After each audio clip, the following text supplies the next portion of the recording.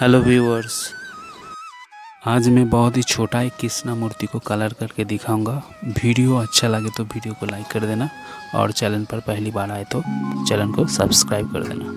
मिलते हैं वीडियो के अंत में।